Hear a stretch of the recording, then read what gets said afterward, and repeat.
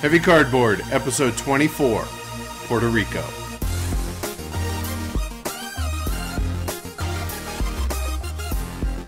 Coming to you from HeavyCon headquarters, Denver, Colorado. Welcome to Heavy Cardboard, where we talk medium-heavy strategy board games, war games, 18xx, and whatever else comes to mind. We're your hosts. I'm Edward. I'm Tony. So, first off, how to get in touch with us. Website, heavycardboard.com. Twitter, @heavycardboard. We are super active. We would love to have you guys over there. Facebook, Heavy Cardboard. Email is contact@heavycardboard.com. YouTube is Heavy Cardboard Vids. We just got our new URL. YouTube channel. And so, yeah, check us out there. Last but not least, we appreciate all kinds of feedback, whether it's on YouTube or on iTunes. Mm-hmm. We got our most recent review from Irked or Irked. Gave us a glowing review on iTunes. Can't be irked then. Right, yeah, exactly. So thanks to everybody on Twitter, on YouTube, and everyone else for the encouraging words here on our new YouTube channel. Also, a thank you to Game Surplus for their sponsorship of Heavy Cardboard. Great people, great games, great prices, excellent inventory. A lot of import games, too. So check them out, www.gamesurplus.com. Yeah, big fans of Velma and Amos over there. Good people. They go the extra mile. Yep. And proud to have our name associated with them. So, indeed. Good stuff. So, we're recording this a day late. Normally we record this on Monday, but it's been a crazy week for both of us. Crazy weekend. Right. And so by the time this releases on Thursday, hopefully, tomorrow is HeavyCon. I am stressed out of my gourd for it. So it's 3 days away from right now, or from when we release, a day away. I think we're ready. We're getting the house clean tomorrow, got the carpets clean and all that, but we got $400 in snacks and drinks. We got all the dinners planned. Got hours and hours of gaming awaiting us. I just hope everybody enjoys themselves. Everybody, we got a lot of people coming from around the country. Yeah. Yeah, so I'm just excited but stupid nervous, I'll be Hopefully honest. this will be the first of many years of HeavyCon. Well, got a guest book that has like 196 pages. Oh, yeah. So maybe we'll fill that up next year. Maybe. No. No. Oh, yeah, I guess I should mention that if I sound a little off or a little weird, I apologize. I'm getting over a really nasty cold. I still got a bit of a frog here, and I'm going to cough throughout the podcast, so I apologize. We don't have a cough button, so y'all are just going to have to deal with it, so sorry about that. Two things. You're always a little off. Now you sound like it. See, there you go, right? I better not come away from here and be missing HeavyCon. Well, here's the thing. Sick. No, I understand. I mean, at least we didn't start the video camera and everything while we were making out, so that wasn't caught on film. That's good. But Amanda actually, we thought, got it from me because she's been miserably sick this week. Come to find out, she went to the doc today. She's got a sinus infection and bronchitis, neither of which could have come from me. So at least there's that. She is locked in the back room. Yeah, we in the dungeon, right? Yeah, right. Or the bedroom, so she doesn't interrupt. Planning tomorrow's dinner, I hope. Right, I'm the one who cooks. Yeah. So yeah, what's going on with you? Well, my weekend was not much. No, not much at all. The daughter graduated CU, so congratulations, Jessica. Yeah, congrats, Jess. She has a major in psychology now, minor in sociology and philosophy. So I'm like, bah! And she landed a killer first job. Well, she's already got a job. She starts in 2 weeks. She just gave her notice at her internship, and she's making far more money than I thought she'd ever maybe start out with in that field. And so, yeah, I'm really, really pumped. Good job, girl. Part of that was part of the craziness with the graduation and all the guests. My parents came into town and everything. It was a zoo over there when I went over there. Oh my God, last weekend, dude! You came later in the day, right? Because I didn't want to get anyone sick. Had already left. So yeah, it was pretty crazy, man. Let's see. We through our guild, I wanted to say I loaned somebody Grand Cru, right? We were talking about Grand Cru. Right, which is... It's hard to get, right? So I said, hey, you want to use my copy? I'll send it to you. Which is awesome of you. I mean, seriously, I don't hear of anybody else. This is a hell of a community we have built here, I think. And so John up in Washington loved it. And it's like, I went and tracked down a copy and emailed me mine back. So it was, so that was very cool. So. Rock on, dude. That kind of just makes me all warm and tingly inside. Seriously, that is really cool that you thought to offer it, because I'll be honest, thought wouldn't have crossed my mind, number one. It's a hard game to get. It's not like it was, Zolkin. You can just go get that. Sure, but still. And number two, that the dude liked it enough, went and bought it, and then mails you your copy back. Yeah. It's just rock on. That's really cool to hear, man. We started a heavy cardboard game group, too. Well, in theory, we actually haven't had the first. Well, the first one is on June 6th. Right before my birthday. It's an 18XX day. Yes, it is. That is the first anniversary of the release of episode 1 yep. of Heavy Cardboard. Rock on. So that's going to be a lot of fun. It's an 18XX day, and if you ever travel to Denver... Yeah, or if... Yeah, anybody in Denver. We're gonna do it. We're gonna try to get every Saturday in, alternating between our houses. So boardgamemeetup.com. Find us, join us, visit us. That summed it up. Yeah, that's pretty good. So I'm sure people are wondering. Shipyard contest. Yes, we did say that we were going to offer one, thanks to our sponsor, what a Game great Surplus. It's prominent spot on my shelf. So we had 64 entries, which was awesome. That's way more than we've had in the past. So thank you to everybody who entered. Unfortunately, obviously, we only have one copy to give away. So sorry about to 63 of you. Right. So the best way we knew how to do it was go to random.org and throw in a number, 1 to 64, and the number it spit out was number 19. So congrats to the winner, Roger Dial. Yay! Look for an email in the next couple of days from us. And again, thanks to everybody who entered. And we'll be having another in the next couple episodes. And again, thanks to Game Surplus for the for supplying the giveaway. And for the other 63 of you, buy a copy. Yeah, right. It's really worth it. It is. And the fact that it got reprinted, it's easy to get. It's not out of print, and we reviewed one. Yep. Well, though, I guess it was out of print when we did, but you get the point. It's available, and have at it. So Ed, tell everybody what games you've acquired recently. And by games you mean game, singular. What game you've acquired recently? And even then, it wasn't even a standalone game. It was an expansion. What? And that's Container, the second shipment. It's sitting right there on my shelf. There was one of our listeners on Twitter notified me, hey, there's a guy in France who has a bunch of copies that he's selling. And it was like $35 he was selling them. The expansion? Yeah. Which it goes for way more. Sure. And so I was like, hey, awesome. I jumped on it, got one. I tweeted about it, but I didn't hear any responses. So I don't know if anybody else jumped on it, from Heavy Cardboard listener wise.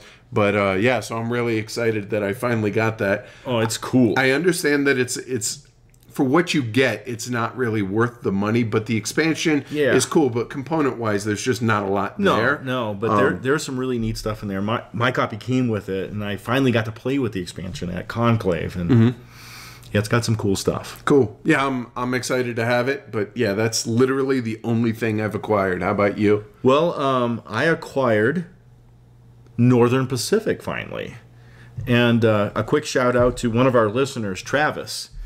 I had sent a message on BGG to a person that had it marked as for trade. Sure. And just blind, right. Just and kind of like I mentioned in our last episode I had done that, and the guy said, "Oh, sorry, that was my extra copy, and I already sold it." And I'm like, "Damn." And so all right, next guy, right? And the guy responded back, and it was this Travis, and he said, "Yeah, I just got done listening to your episode about how you guys won it, so yeah, it's yours." So thanks, Travis. So he didn't give it to you. No. Let's not get carried away. No. But no, that was awesome. So he sold me Northern Pacific at market price, and we now have a copy. And Paul Chad was so kind to me with SNCF that I'm going to reciprocate that kindness to Paul Chad now. Cool. I'm excited to try it because you guys were like Not sure if it's a game or not. I can't wait to play it with you guys and have that conversation. Yeah, well, I'm sure we'll probably play it this weekend at HeavyCon. I got my own copy of Age of Steam. Since we have our map now, I have to have a copy of that. Plus, that time was the first time I played the game, and I love it. And I had some gift cards to a local FLGS and got a copy of For Sale for free because I love auctions. It's got a couple auctions. Sure, a light little filler. Yeah, light little auction. filler. So. Plus, I dig that there's like a Easter egg on each card, and the Easter egg is there's a different animal on each card, right? Yes. I mean, it's been forever since I played it. We played it over at Chad's group. My favorite two houses, quote unquote, are there's one it's on a little island. It's like a beach house. Right. And the mailbox is on its own little island. I think that's cool. And then there's another one that's an igloo, and the mailbox is frozen inside of an ice cube, big ice block. You know, it's cute, man. The one thing I remember, my favorite one is just your house as a cardboard box. Oh yeah, that's the value one. Right. Yeah. My son Chris loves that one. Yeah, I dig it. I appreciate that. So that's it. That's all. Yeah. What are you hunting? Acquisitions. No. Hunting. Princes of the Renaissance, 18 Ardennes. I would like to. Probably the same FLGS that you're talking about. They actually have copies of Turfmaster in, and it's supposed to be arguably the best horse racing game. And even though I'm not big into horse racing, I've always there's something about it that it's always really piqued my interest, and I've wanted a copy. Plus, it's really expensive. It's really hard to get. It's essentially out of print. At least minimal copies are available. Sure. And I'd like to, but I know it's available, and it's more than I'm willing to spend right now. Gotcha. $150 or so for it. Yeah. Wow. But it's supposed to be fantastic. So hunting, really not much, but if I come across a good deal for any three of those, that's it. Preakness was last weekend. Belmont's coming up. It'd be the perfect time. And well, possible Triple Crown winner. That'd be cool. I mean, it'd be, let me see if I can get this right. I want to say 1976 and Secretariat, I think. Whatever. So, anyway, won by 33 furlongs. Well, there is a game 33 that we're both anticipating the arrival of. We are? Kraftwagen. Oh, yeah. Uli actually hollered at us. Yes. Uli is Spielworks. Right. And he, out of the blue, he's like, hey, guys, I'd like to send you a copy for y'all to review. Twist our arm. Fine. Yes. I'm excited to try it because I've heard that it's reminiscent of Glenmore. And for those that don't know, mechanic. Right. And for those that, I'm sure most everybody knows, it's one of the games I dislike the most. Mm-hmm. But the thing is, I don't know why. And so I'm curious to see if I enjoy. Well, it's me. It's not the game. I understand that. Yeah. So I'm curious to see if it's the theme of Glenmore, maybe, because with it being cars and all that, that appeals to me. Plus the artwork appeals to me. So I'm hoping I enjoy this more. I think there's a little more bolted onto this than Glenmore has. So, I mean, that'd be, I guess, good. But but the thing is, the reason I don't like Glenmore isn't because it's a lighter game there's plenty of lighter games that I enjoy. It's just, I'm hoping. I'm excited to take a look at that and check it out. About the only game on my list is I saw a picture of it on Twitter the other day, and that triggered that defect in my genes that said, "Oh yeah, that's right. I wanted to get that." The acquisition disorder, right? Mercator from Uwe Rosenberg. It's one of his older ones, but it's one of those where it's like, there's lukewarm mixed feelings on it and stuff like that. I want to experience it for myself. I may sell it immediately. Funny you bring this up because we're going to talk about this after we're done talking about through the feature review about the whole, there are things you want to explore about the game. So I'm gonna get that. I don't know how soon because I just spent a crap ton of money on graduation and gifts and car. So. Mercator might have to wait. So, what have you been playing? Because I haven't played much at all. Yeah, with me being sick first, then Amanda being sick, and then with Jess's graduation, there's been almost no playing of games. To be honest, I played Crokinole, over 3-player crokinole with you and Chris, right? The night of Jess's graduation. Right. Amanda and I played a game of Arboretum again, and she smoked me as usual. And I've been playing. It's actually, there's not many copies of this one out there. It's called Getting Ready for HeavyCon game. Oh, nice. Talk about stressful decision That's making. a print and play, isn't it? It is, very much is. So yeah, sadly, but that's really all I've had time for. But I'll be honest, I'm not too torn up about that because it kind of gets me jonesing to want to play games, and I'm about to have 3 days of it balls to the wall, just nuts on That's this. good. How about you? Well, with the parents in town, I actually whipped out a silly little game, Little Devils. Oh, I am terrible at that game. I taught it to my mother and father, and he loved it. They asked to play again. And in that first game, Because they're not gamers. no. I mean, they play bridge, that kind of. That generation. Right. And so my mom, she was not really getting it and stuff like that. Okay. Right? She's like, ended up winning. After she got it, she was just like a terror or something. Right. Playing for sale, Arboretum. Played a prototype game that's soon to be on Kickstarter from one of our European friends. Yep. And I played a lot of Riff Raff at the graduation party. You told me that when I got over there, the game had been played in some form or fashion by some amount of people for the last 5 hours when I got there. Pretty much. That's nuts. And the sister-in-law of my daughter's boyfriend, cousin's brother, nephew, Right, uncle? twice removed. Yes, right, twice. gotcha.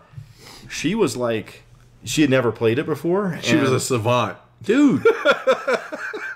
She was killing it, man. And she wants a copy. And so my kid, Chris, said, oh, look here. It actually was available on Amazon. Not DE, on Amazon, US. Right. She's like, I'm buying that in the car. Let's leave.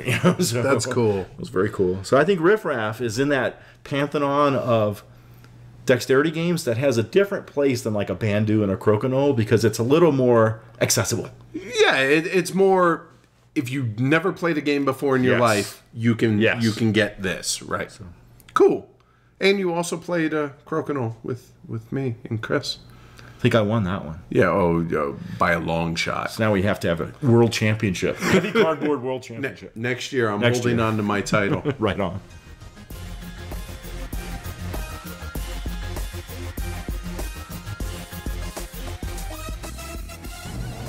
So it's time for Heavy Cardboard's take on First Train to Nuremberg.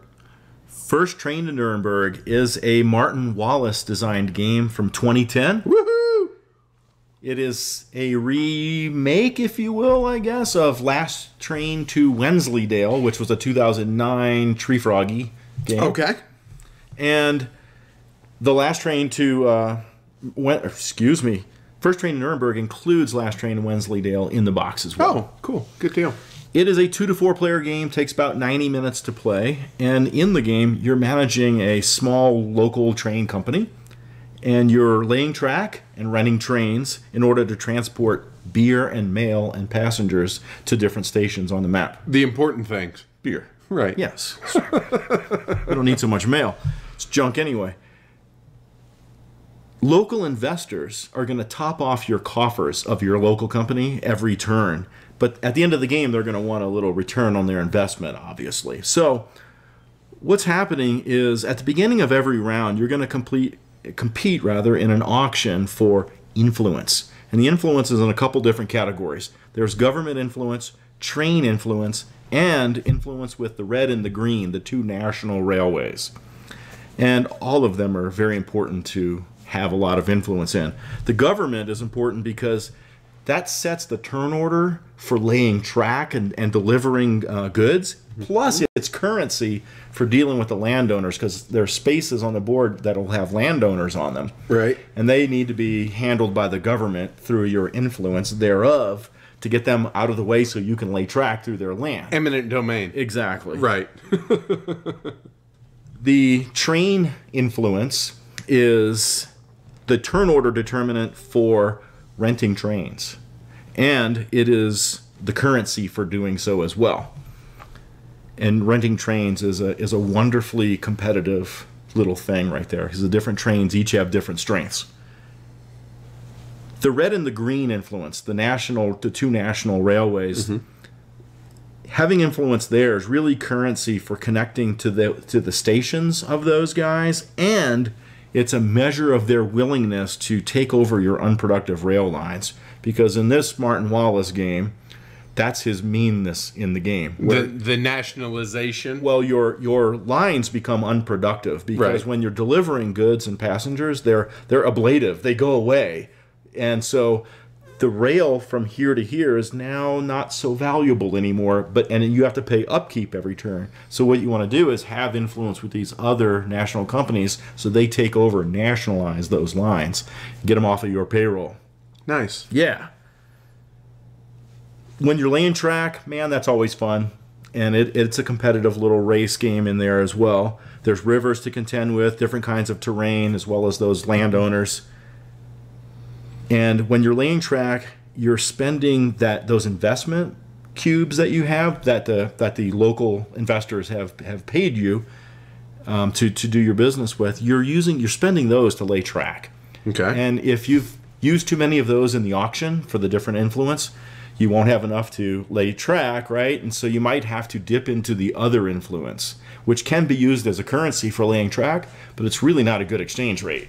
Oh, gotcha. So there's a lot of little balance and nuance in how you spend those cubes.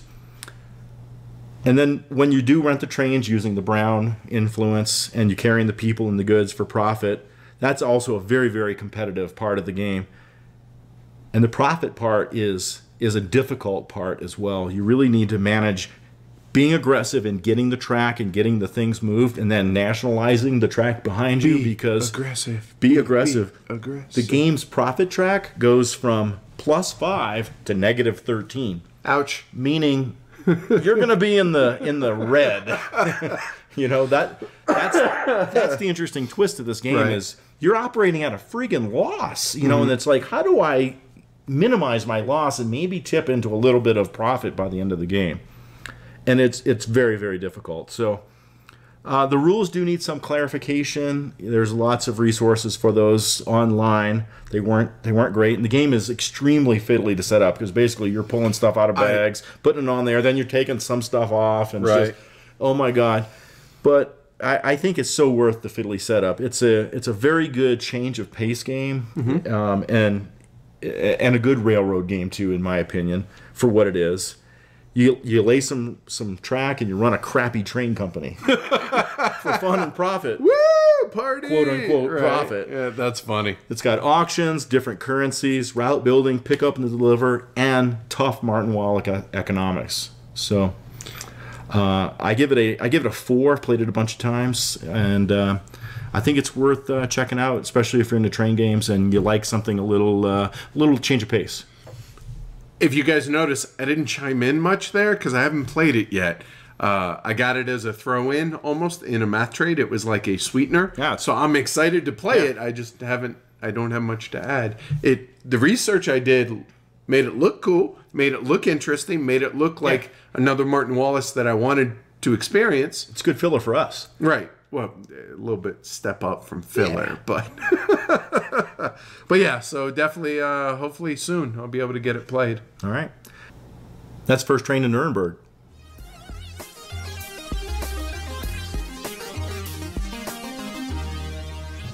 All right, it's time for Heavy Cardboard's take on The Capitals.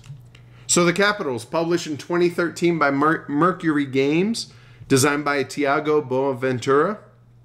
It plays 2 to 5. Although I've only played it 3, 4, and 5. It takes anywhere from 90 minutes to, say, 3.5 hours, especially if you're on the higher end of the play count and it's early on in your experience level. Sure. So what's going on in the game is The Capitals is a city-building, tile-laying game where players compete to build up their city or their capital to be able to host the World Expo. The game is played over 12 rounds, which is broken up into 3 different eras. Players must juggle 6 main facets of running their city in order to do well. These are represented on the board as various tracks. The economy, which is how much money you have to work with. culture, how attractive your city is to visiting tourists. Public services, which is your local government, and is it running your city efficiently? The progress track, which is your scientific development that helps your city improve its power station, which allows you to activate more buildings. The population and employment tracks, which you want to increase your population, but at the same time, you want to make sure that your employment is keeping pace with your population. Oh, yeah. Players have to pay for turn order and then select and build building tiles, after which players choose which and how often to activate the building tiles in their city. Activating buildings helps players move up on the aforementioned tracks. At the end of each era, there's a World Expo evaluation, i.e. scoring round. Right. And each players will, or can and will lose, or maybe gain prestige, i.e. victory points, and the player with the most prestige at the end of the third era wins. So I said that, you can and will lose prestige points. The game feels a bit punitive at times because you're going to... Especially early. Yeah, you're going to be... at the end of each scoring round, the World Expo eval, they're evaluating your city, and your city's not so much to look at the first, maybe even the end of the second era. So they look at your town and they hammer you as far as prestige. Mm-hmm. So you're accumulating all these negative points, and you're like, am I going to be able to score in the positive by the end of the game? And usually it's a non-issue. But man, that first half to 2/3 of the game, you're wondering about that. Indeed. Which, to be honest with you, is something that I kind of dig about the game, because of the fact that it's almost like the anti-point salad. You're getting points from your prestige from a bunch of different things, but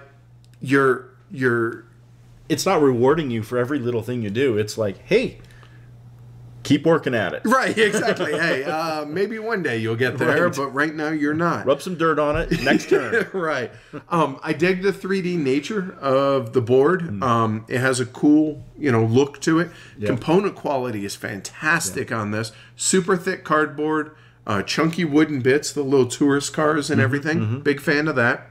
So the construction token, which is your building limitation. So when you go and you buy or you purchase one of these building tiles, you have to then put it on your tableau, and orthogonally adjacent to an existing building. Well, you have this little crossroad, little T, and it's literally two roads and an intersection. Lines, right. Yeah. And when you place a tile, you must place it where that construction marker is. You can break the rule. It's punitive if you do, but you can place it somewhere else. But so every time that you place a tile, you then get to move the construction marker to be able to place it somewhere else and to be able to build up a different part of your city. Right. And so it takes that forethought. You have to be like, well, I think I want to, build up over here to try and get some synergy. So you have to move that marker. So I like that little extra level of planning. Exactly, that limitation, but it's a good kind of limitation. So activating the buildings allows you to use the energy that you get from your power stations. It's a lot like Keyflower in that respect, and that every subsequent activation costs more and more energy. So the first time you activate a building costs 1 energy, say, and then the next one is 1 more than the total pieces of wood, or which are represented the little energy cubes. Mm-hmm. And so the second time it's 2, the third time it's 3, so on and so forth.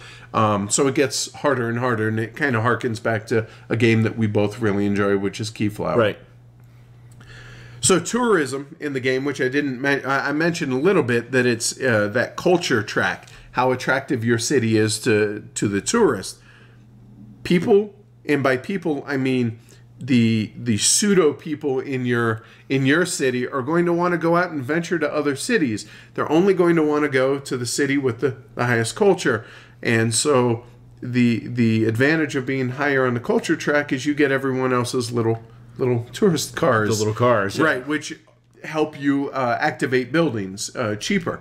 And so by being higher on that culture track, you're able to take potential energy cubes, or i.e. the tourist cars, from other players and use them in your tableau. So that's kind of a cool aspect, I think. The initiative track, which is turn order, those are non-trivial decisions because it's not really an auction, but it's a, how would you say, it's kind of a, the more expensive spots are going to be higher in turn order, but you're going to be spending that money that you can't then use later on in your turn, right. And you have to be able to budget. And so how important is turn order for you for that turn? Like I said, it's kind of the anti-point salad game because you're not getting points. In fact, you're getting a whole lot of negative points for the areas in which your city is lacking, which is fantastic. And another thing is, I just dig seeing my tableau, seeing my city build right there in front of you. You know, like that. Yeah. Oh, it's fantastic. So there are a couple things that I should point out that are maybe not on the plus side of things. First off, it says it plays 2 to 5. Don't play at 5. Don't ever play at 5. 3 to 4 feels like the sweet spot. 5 makes the downtime just excessive. It's it's terrible. 5-player. As far as in our experience with it, it's just it plays way too long. The graphic design, the symbols take some getting used to, and you're going to be referencing back to the little player aid that they give you, which is great. You know that they have the player aids, but it's kind of a bit of a learning curve for the graphic design on that. But once you learn it, it decreases how much you get a reference. Many games, sure.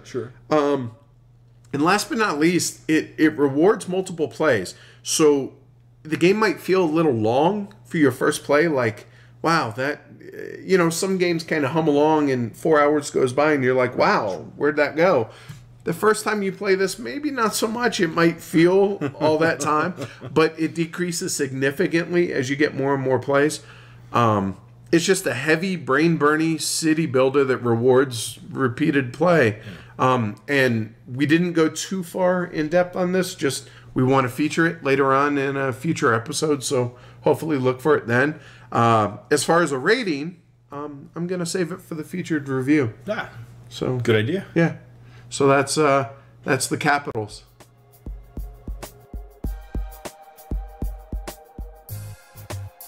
So here's Heavy Cardboard's featured presentation, Puerto Rico. Puerto Rico. The venerable old soldier. This game is responsible for my board gaming addiction, hobby. And Puerto Rico is a 2002 production designed by Andreas Seyfarth. The anniversary edition, published in 2011. 2011. Originally 2002.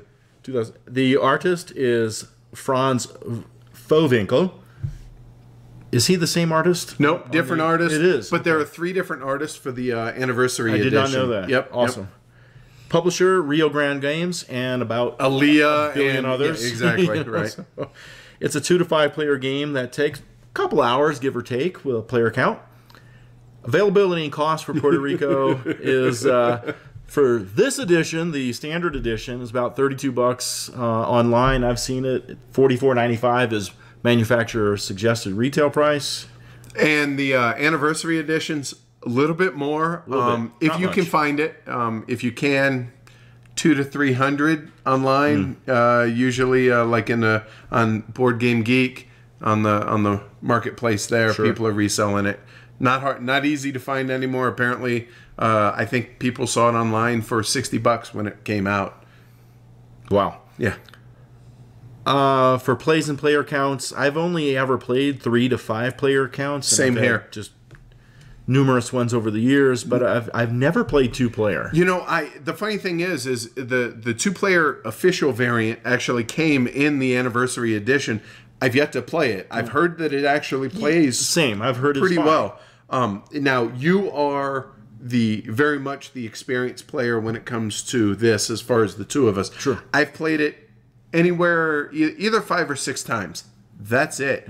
And I should note, I first played this about a year ago, so I am way late to the party. Better late than never, I guess. Well, absolutely, and it'll come throughout our review. But my enthusiasm for the game is still very high. Awesome. So yeah.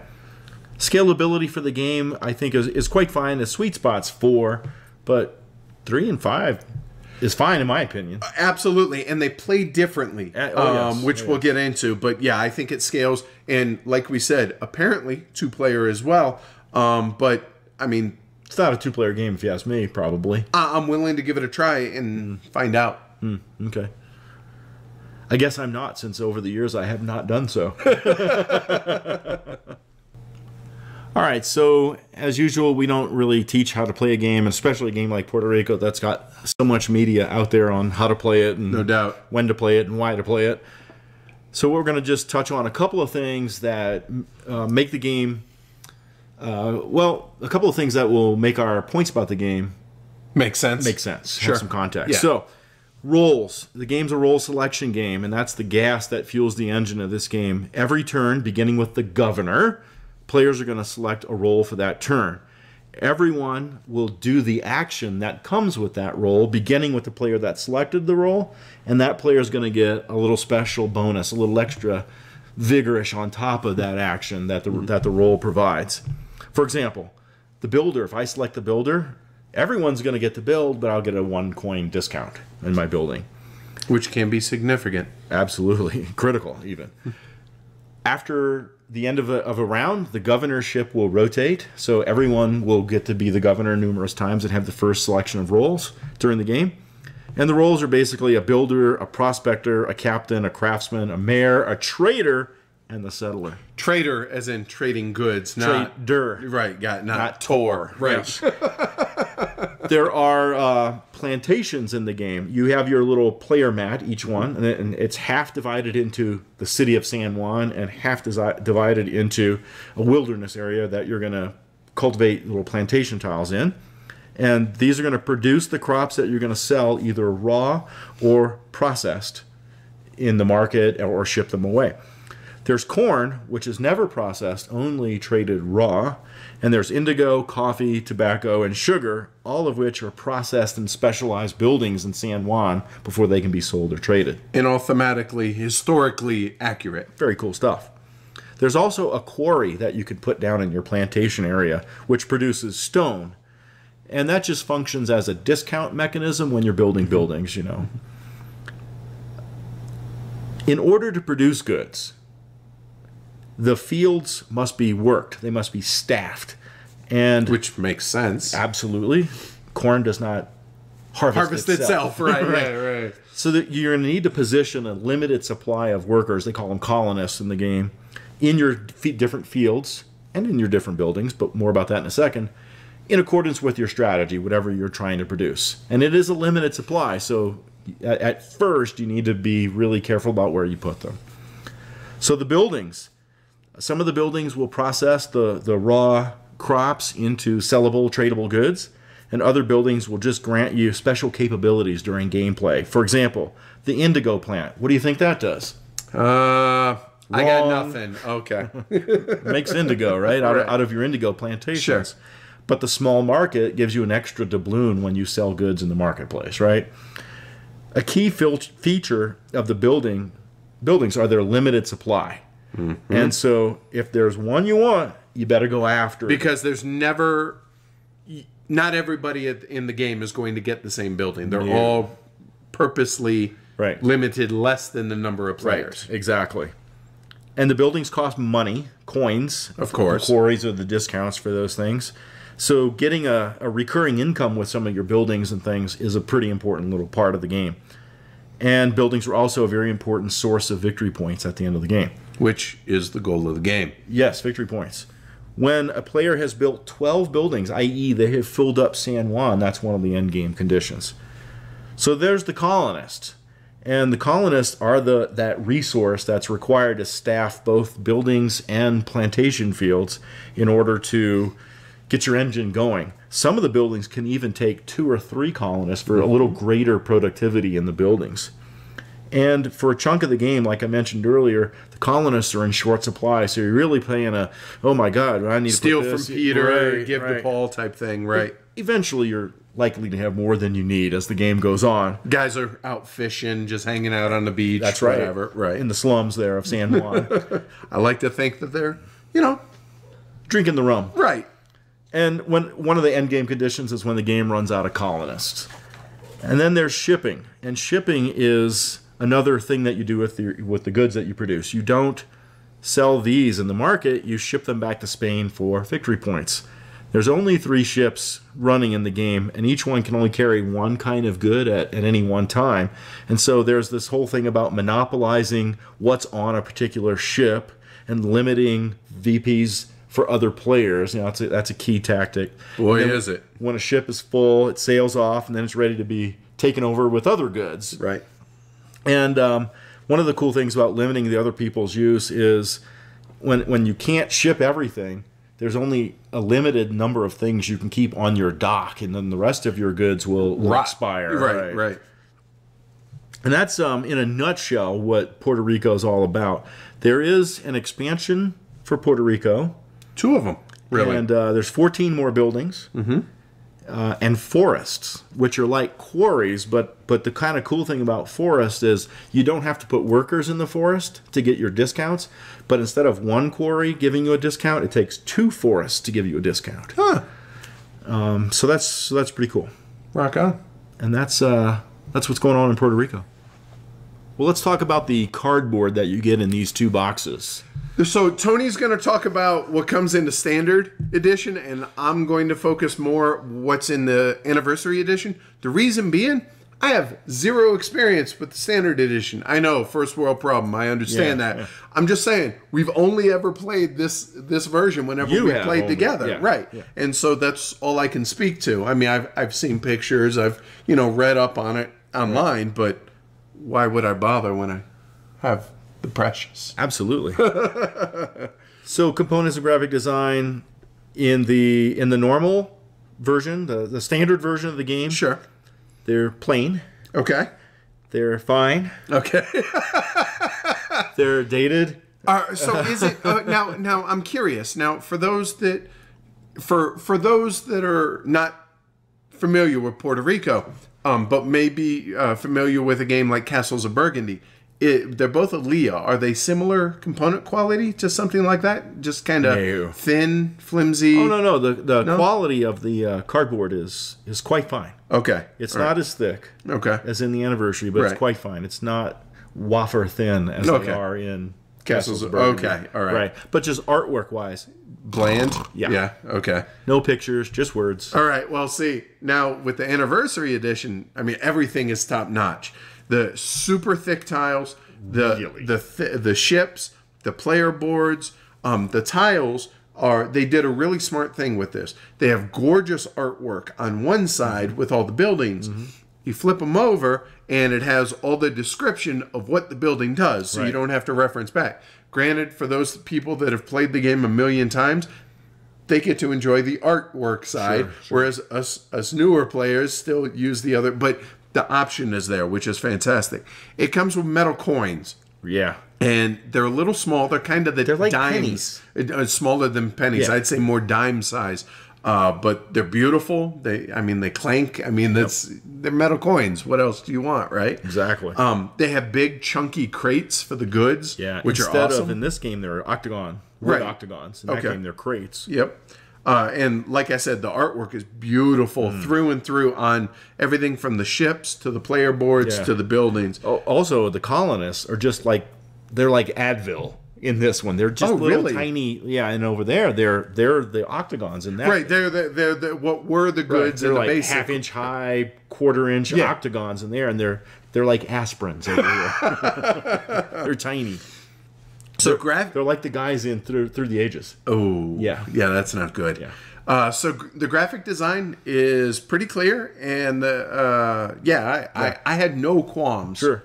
Rulebook wise, I think it's wonderfully clear rulebook. Yeah, everything's laid out in the logical order. Mm-hmm. But the nice thing especially about Aaliyah rule books is they give that summary in the margin. Right. So if you're familiar with the game, but it's been a little while, instead of reading the whole thing, you can just go down the margin and be like, oh, yep, got it, okay, and boom, ready to rock and roll. So just nothing but praise as far as the rule book goes. Agreed. All right, let's talk about the weight of Puerto Rico. Edward, do you think Puerto Rico is medium? Is it heavy? Is it somewhere in betwixt? I would say in betwixt, but probably on the medium side of things, definitely. Definitely. Medium heavy? Yeah, I think more medium. It's not just to go ahead and jump into complexity. It's not really a complex game. There's not crazy little secret rules. I mean, the buildings are the only things that add the complexity because of their rule little breakers, right. But it's really not a complex game. Do you feel it's complex? No, the rules overhead is really low. Once you learn it, you have it down. For just to give a little bit of, I guess, background. I first played the game about a year ago, so I'd had a year, about 2 years in the hobby beforehand, and it was super easy for me to pick up and learn. Sure. Having played games previously, I picked it up pretty quick. One thing that helps as far as complexity wise, not really rules overhead, but depth of decision making, is as the roles get chosen by other players, your choices get fewer. Right. So there's less of an overwhelming decision tree and less AP. Sure. So it's a kind of an easier curve the later you are in turn order, I would say. With planning, what's your opinion on the planning required to play Puerto Rico? I definitely feel like while you want to have one grand strategy in mind, it's a pretty tactical game as far as there were a lot of different orders or different ways. Let me try that again. There's a lot of different paths to victory? Yes and no. Paths, but what I'm trying to go at is the order in which the roles can be selected can change so much. There's so much variety as far right. And exactly that's why. And I agree. You definitely there is some planning involved because you want to figure out a certain path through the game where it's going to be, hey, is it corn or is it this or what it might be. Go after those buildings, go after those plantations, etc. But with the role selection and diminishing choices as the turn order changes, highly tactical. Yep. Yet, as strange as that is, you and I tend to favor more strategic games. Sure. Yet, we really enjoy this. Yeah. So it's an interesting take on that. The fact that there can be tactical games that we really enjoy. Absolutely. I guess is what I'm trying to get at. So as far as luck and random factors, okay. There's really one, isn't there? Is there anything else that I'm missing? There's the draw of the plantation tiles. Is there anything else that I'm forgetting? Other than, obviously, initial turn order, whatever. But I don't think so. No, I think we're good. Yeah, very low luck in this game. Game length, I don't really feel is a factor to the weight of the game. It's... No, it's really pretty quick. It's surprisingly quick for the weight of the game. It plays fast. It's appropriate for what it offers, and it really, there's very little downtime, usually. Yeah. So that helps keep it moving and make it feel like a quicker game as well. I think that for a newbie, to get it, takes a couple of rounds, seeing all the different roles and their interaction. That's exactly what I have written down. Right, yep. And because there are a few different, paths through the game in terms of let's take these buildings and these crops. Yeah, kind of main paths strategy wise. Right. I think multiple plays would reward a person's exploration of the game as well. Oh yeah, like you have to see the final scoring, just counting up and see those victory point buildings at the end. And then you see how badly you got destroyed by experienced players. Right. And then you learn, okay, what did they do? Right. Hey, that's something that I can mimic, or maybe that I try and go hunt on my own.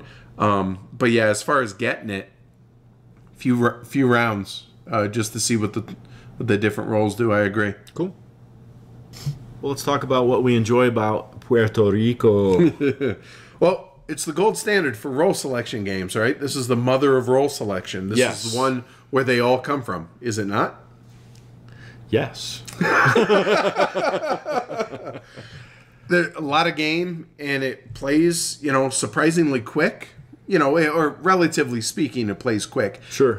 Very little downtime between turns, because okay, you selected the builder. We all get to build. We all get to do something, right? Unless you don't have any money, or you choose not to. Choose not to. I always choose not to when I don't have any money. Right, but whatever. Timing means a lot in this game, and I really like that. And I think that's where a lot of the player interaction is, where you're trying to minimize the player interaction by timing. I want to build when you cannot, right? Those kinds sure. of... Well, and that kind of jumps into what I have as my next note, which is the game's as much about making you lose as it is making myself win. Or, there's no direct take that in this game. No. And so it's positive negative interaction. Right. It's really a unique, animal in that respect. I don't believe, even though I have my own little San Juan and plantation area over here, I don't believe that this is, you can't call this multiplayer solitaire because of that. I think Puerto Rico and Bigfoot are in the same, it's a myth. Oh, I was like, where are you going with Bigfoot? It's a myth. Sasquatch and Yeti and okay. Yeti. No, I get that. There's a lot of interaction. I feel like in the role selection, in just the way the roles, everybody taking the same action, and that whole, I guess, take that indirectly. I think there's plenty of interaction here. There is a cycle in this game that I see, and that is at the beginning, you need to have some fashion of earning creating some recurring revenue. Right. Building your economic engine. Well, and specifically some money. Right. Revenue, right? So that you can get some buildings that are going to help you do all the other things that you need to do, including continue to enhance your revenue. And then you're going to focus, you're going to switch on to victory point scoring time, and start doing various things like that. And then you're going to decide when you should end the game. And if you're not the one deciding when you're going to end the game, you're probably not going to like it when it ends. You messed up the first two things, right? Yeah. Quick to learn, hard to master. So if you're playing with experienced players, the good news out of that is you're going to get to see what works and what you did, why it didn't work. So there's that feedback loop as far as, this is why I got crushed early on. Kind of with that skill is going to win out. Effective focused strategies really are the order of the day. Mm-hmm. It forces you to develop different strategies as you play the game more that also evolve based on player count as well. Right on. I think that Puerto Rico is some awesome gateway material into heavier fare. That's what it was for me. It got me from Carcassonne being cool to whoa. There's a whole nother world. There's a whole nother world out there. Huh. I always thought of this as more of a medium weight game, but I guess I could put it kind of with Le Havre in that respect, that has always been the one that I recommend as a gateway to heavier games. Mm-hmm. But no, I could see Puerto Rico being in the same vein. Light on the rules, but deep as far as the decision matrix. Mm-hmm. Mm-hmm. Yeah, I dig that. And kind of what I was fumbling over earlier was the huge amount of role sequences. That's the word I was trying to go with. It allows for a ton of brain-burning decisions because you can try and look around the board and try and figure out what people need or what they don't need and try, especially if you're earlier in the turn order, try and map out and almost force their hand into what actions, what roles you want them to select. Right. Just by your astute, situational awareness of everybody else, where they're at in their game. And all of those roles, with the exception of the prospector, they're just so integrated and blended.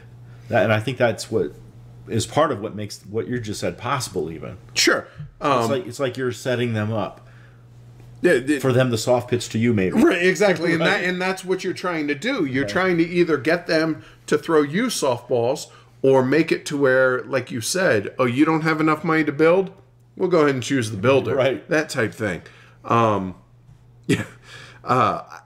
On that note, speaking of the prospector, or not necessarily the prospector, but just in general, how there's cash incentive for less chosen roles.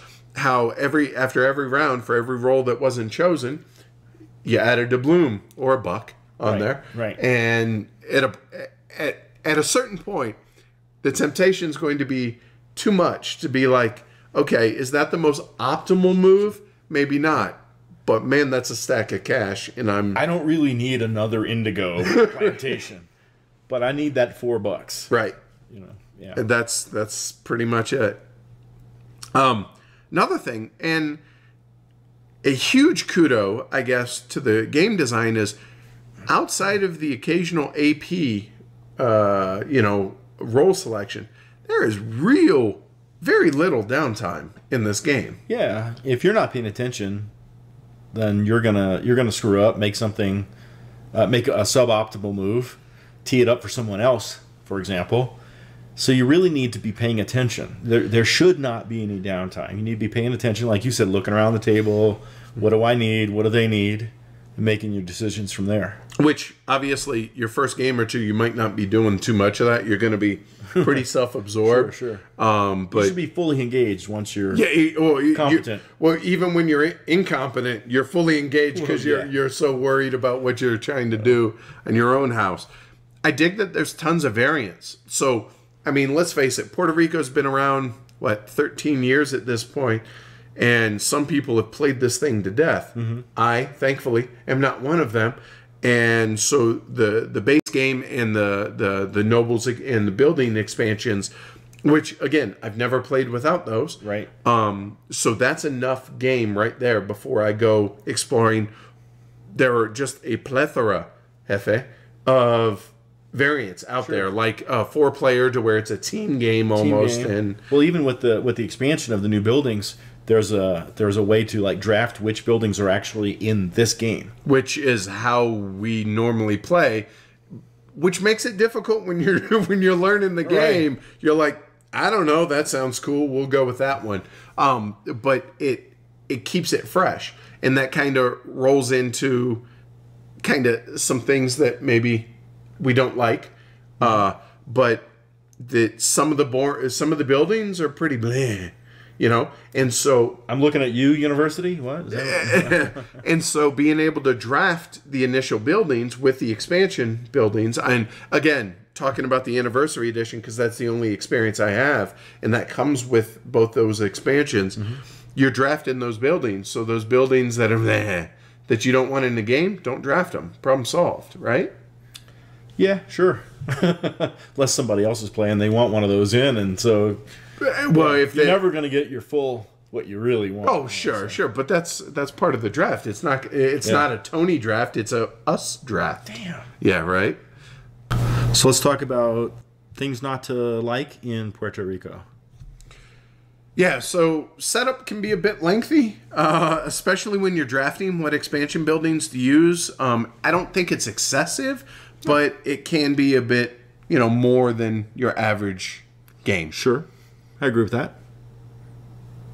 There's the noobs on the right thing. There's a lot of things that are out there about, this is, maybe a defect in Puerto Rico, et cetera, et cetera. I don't want to rehash a bunch of that, but two things spoke to me. One is the noobs on the right. Basically, if you want to win the game, if you're an experienced player and you have a new player in the game, you're supposed to sit directly on their left. Just like in poker, it's called the Jesus seat because you want the bad player to your right, and so that's what we call it. So it's the same idea here. I'll be honest, having only 5 or 6 plays here, I've been the new guy. I've played with you. I've played with Sweater Mike, and I haven't felt anyone take advantage of it. But I think as long as somebody is competent as far as just a gamer, they understand the cycles that these get into and what people are trying to manipulate them into, and they can find their way out of the paper bag.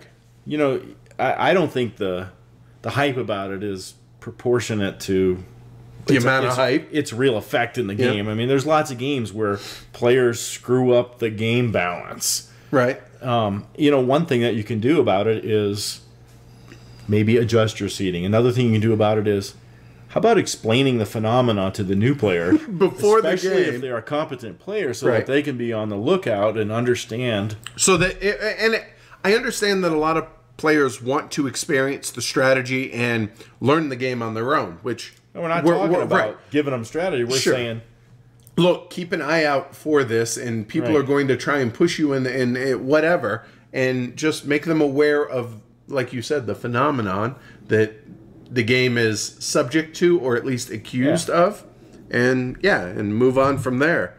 So I mentioned a little while ago, some buildings are better than others, but really drafting helps eliminate some of those buildings. So, okay, there's a problem, there's our fix, right? Yeah.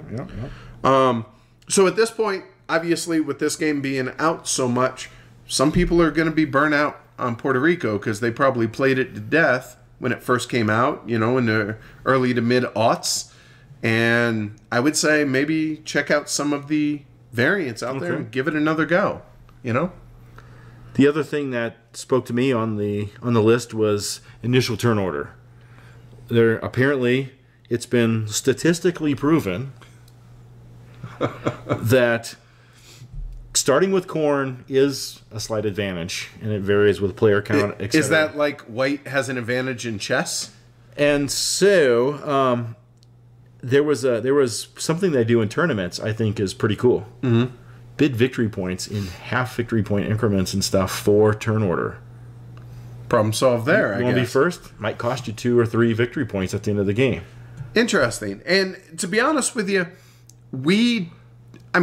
even some of the games that we truly, truly love, we've played 10, maybe 15 times for the most part. We're not getting that deep statistically analyzing games, and nobody in our group is like that. No. So we're just not playing with people that are going to hyper exploit some of these, perceived issues with the game. Another balancer of turn order I've heard that if you think it's an issue for you is, cool, you're first, you're starting with corn, you get 1 doubloon less.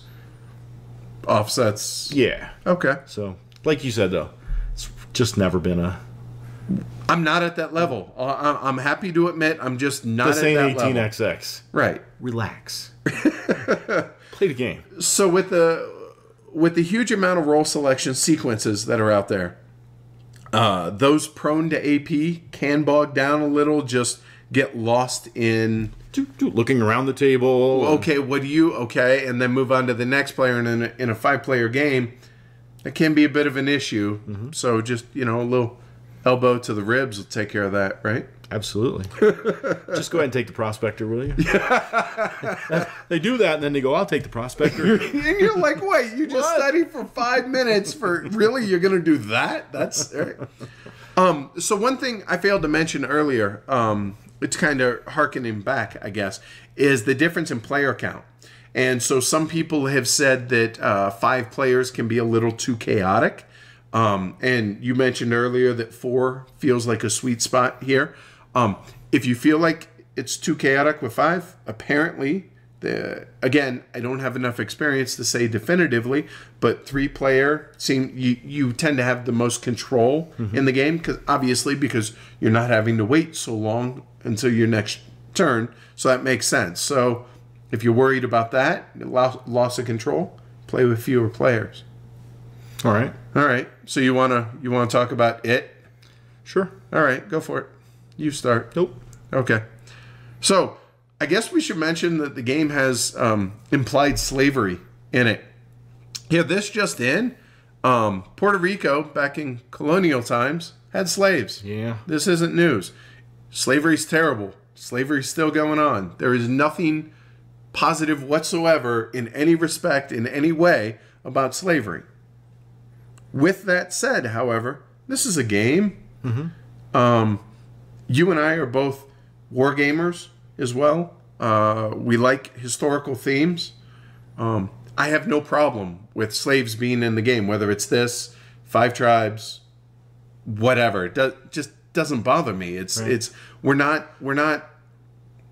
I guess we're not glorifying slavery. It's what happened. I don't want to run from the fact that but it existed and that it does exist. But it's just I'm just kind of over it in games, though. This is not a slavery theme game. It's not a death camp theme. It's not a murder theme. It's It's a worker in a building in a game. Right. It's a mechanic, and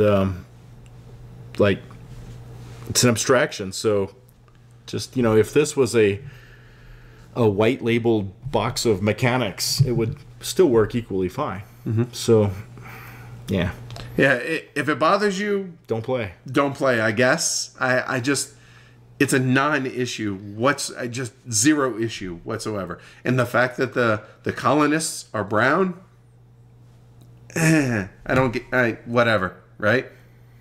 Yeah. So, yeah, that's all we got on that. So for me to summarize Puerto Rico, it is to me the venerable old soldier of board gaming, responsible for my addiction. And for that, it will always have my respect and a place in my heart and my collection. The game has won 11 international awards. It owned the #1 spot on BGG for 6 years. That's cool. This does not happen when a game sucks or does not resonate with the community. To me, Puerto Rico is a classic design that, in my opinion, is board gaming royalty. It is that elder figurehead of the state that is respected and influential. It doesn't get to play it used to, but when I get to play it, I still immensely enjoy the game. And if you're new to the hobby, you love medium or heavy games, or you're looking for a game to transition people into starting to play some heavier games, look at this old game and play it. Just buy it. It's a really good one. You won't be sad. Huh. All right. Rock on. See, for me, I come about this from a totally different perspective. It's an old game because it was published a long time ago, right. But it's not an old game to me. It's a year old to me in that respect. Does it feel like it's a modern game, like a game like Wildcatters or Kanban or any? No, it feels older, but it doesn't feel dated. Okay. And every single time that we get this game to the table, I'm excited to play it, and I bitch and moan, why do we not play this more often?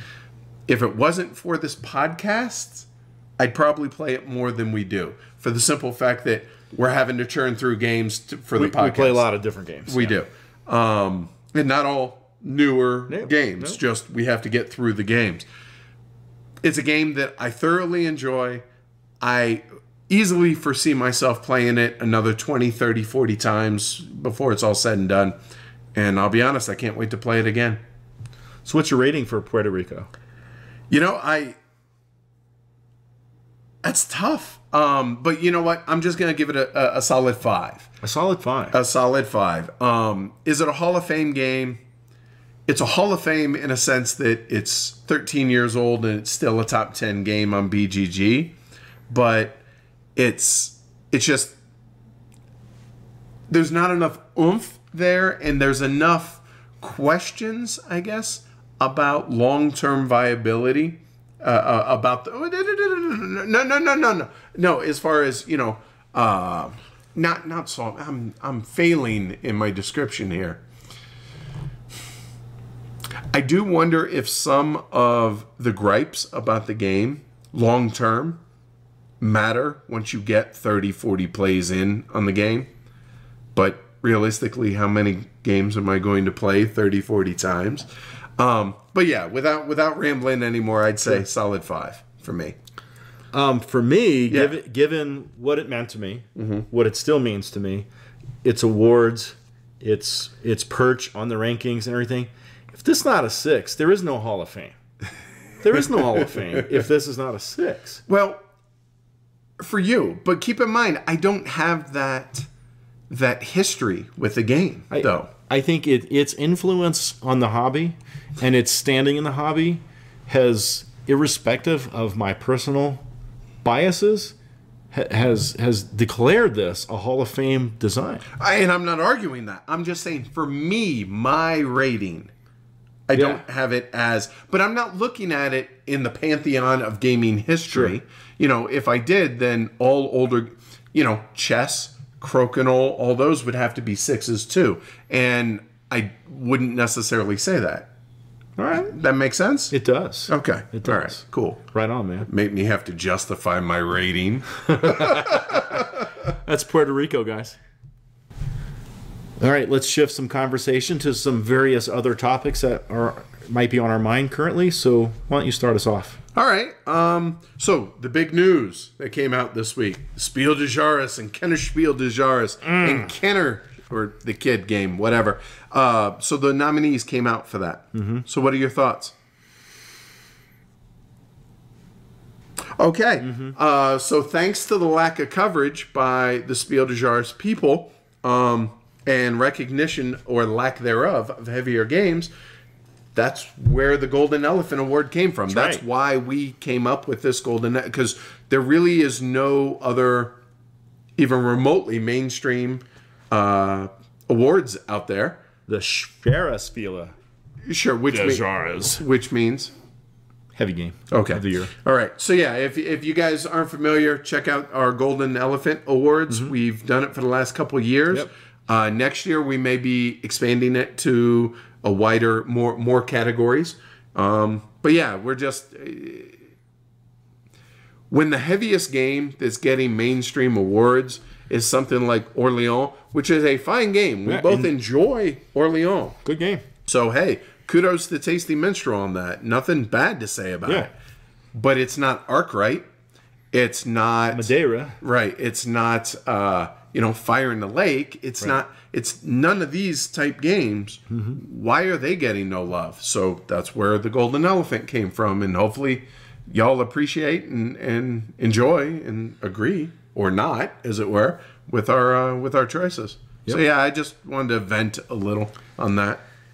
Indeed. Well, I'll tell you something that's been on my mind. I mentioned it in last episode that I've caught this 18xx bug. Right. And maybe that's why I'm coughing and I've been so sick. Yeah. Are you coughing up tiles? Hexagons? Trains. And, right. I'm really excited about our first game group meetup. That's going to be an 18xx day. So 1846 is going to hit the table. Mm-hmm. Pretty stoked about that. And so what I want to do is say, why do I have the 18xx bug? Why has this infected me? So Tony. Yes, sir. Tell our listeners and our viewers, why have you gotten bitten by this bug? Well, it's a really good bug to have been bitten by, I think. And so what I really want to do is talk about this a little bit. And I'm curious, dude, because maybe I have no idea. Some other people. Rock on. My first exposure was many years ago to an 18xx game. I was not impressed. The company was less than desirable, etc. And the company, yes.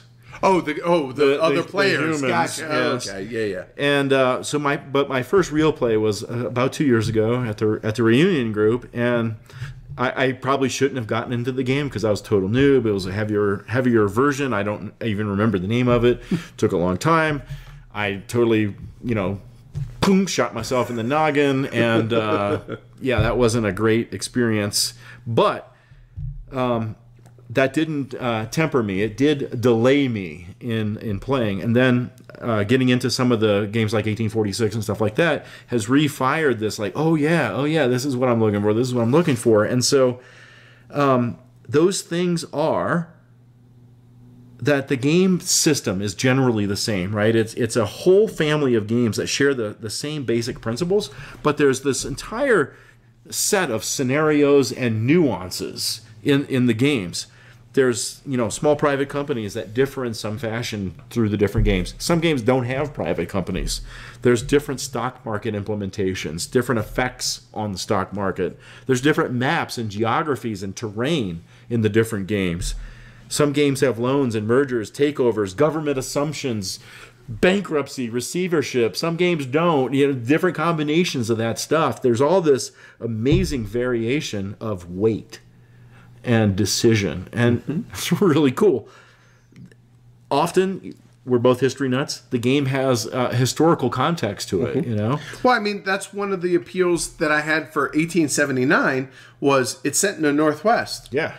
That's my home, That's you. know? And so I was like, I don't care really necessarily if the game is super great or if it's not. I want it because it has the historically accurate companies that were up in my neck of the I thought woods back 1879 was pretty cool. Oh, it was. No, I'm saying That's one with I no wouldn't care. privates even. Right. No, so I'm wondering on this. Well, hang on. There's track laying and route building in the game where you can like maximize your routes and hinder the others. Stationing. And it's collaborative to a bit of a degree because different companies can use the same lines, the same track.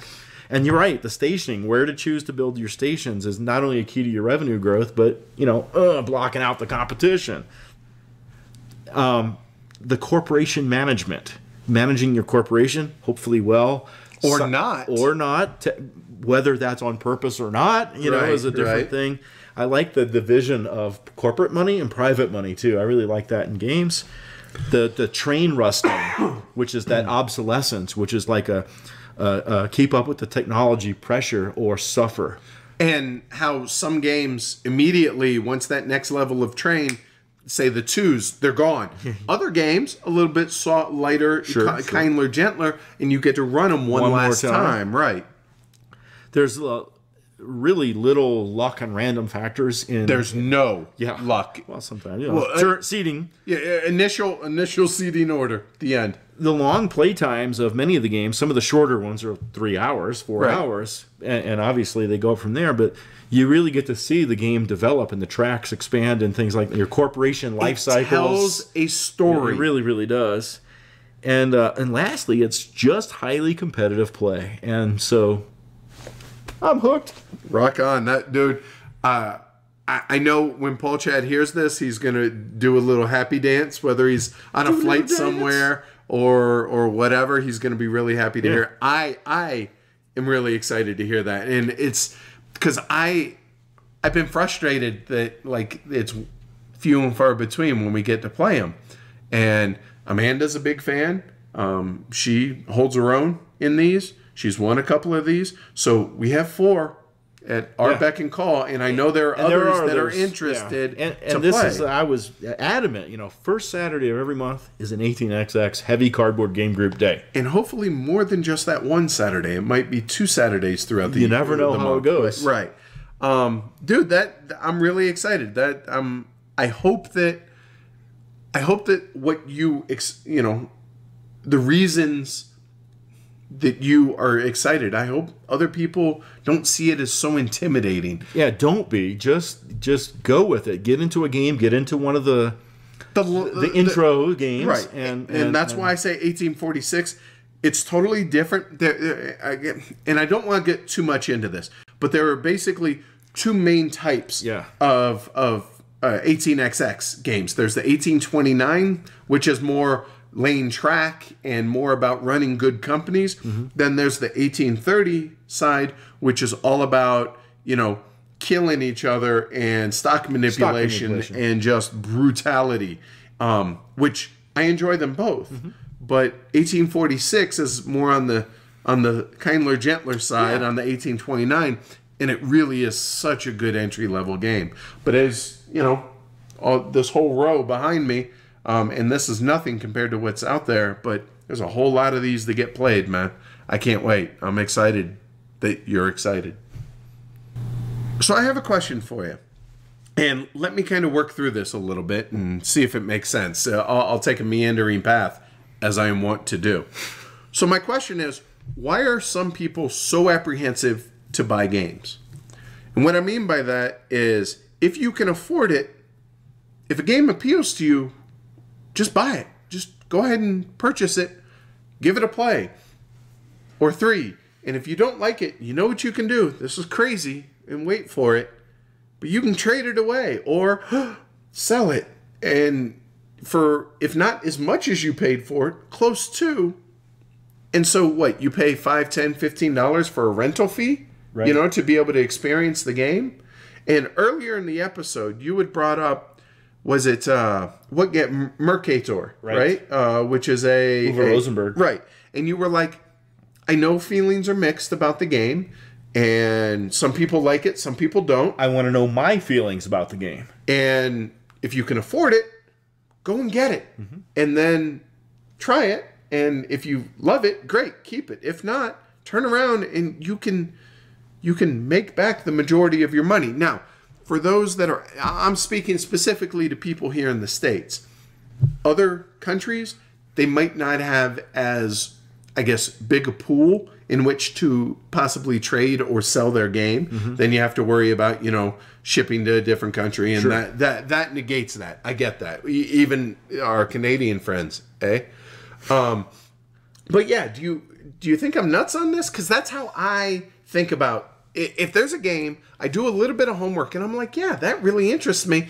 I'll go ahead and pull the trigger. I can afford it, and then $5, $10, $15. If I don't like it, I turn around and get rid of it. Well, I definitely ascribe to what you're saying, and if there's a game that's interesting to me, Mercator, mm-hmm.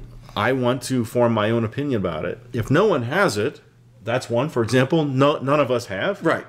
I'm going to get it, and I'm going to play it. And I'm going to decide if it's in my collection or not. And like you said, it's a rental fee for me. And I've already got like 12 games on the shelf for the next heavy cardboard auction because I've taken these games in, I've played them, and said, all right, I've experienced it. I like this. I don't like that. Whatever it might be. Or I got what I needed out of it. I don't need to keep it. Whatever it is, and move on. But I think we do have to think, though. I think it is about that money that you talked about. Sure. And we're both currently fortunate in our situations where that's not a big deal. But I think that's the key factor. I think maybe causing apprehension out there with folks. Maybe, and I don't mean to come across as entitled or no. It's just maybe people don't think about it that way, and that's kind of what I'm trying to get at. Right. It's not. Are you saying like rather than say, "Hey, what do you think? What do you think? What do you think?" Get it and just determine what you think. If you have the means available, maybe think about, hey, it's not a $50, $60, $40, $70 investment, whatever it may be. Think of it as maybe a $10 investment, because if you don't like it, turn around and flip it.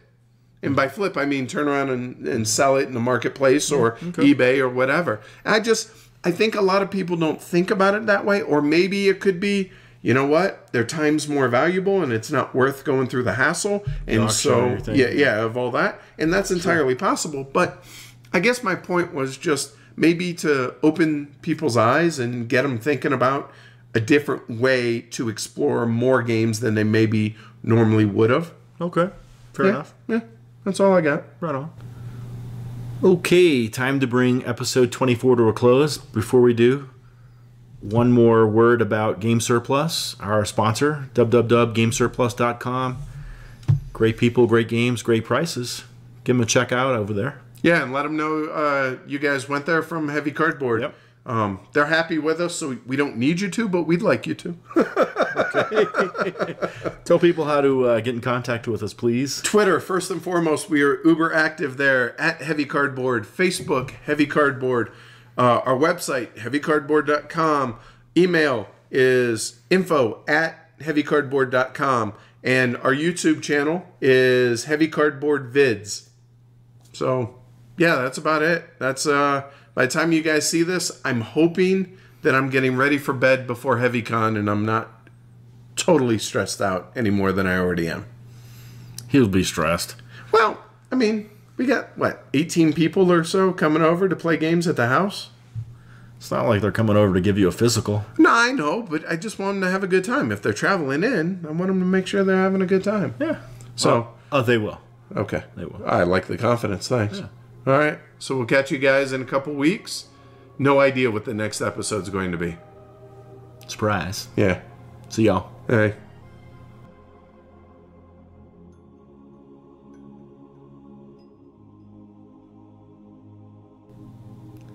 Should we have mentioned that we don't wear pants when recording? Maybe not. Yeah, it's probably awkward. Yeah. It's behind the table. Yeah, they can't see. That's fine. All right. feather.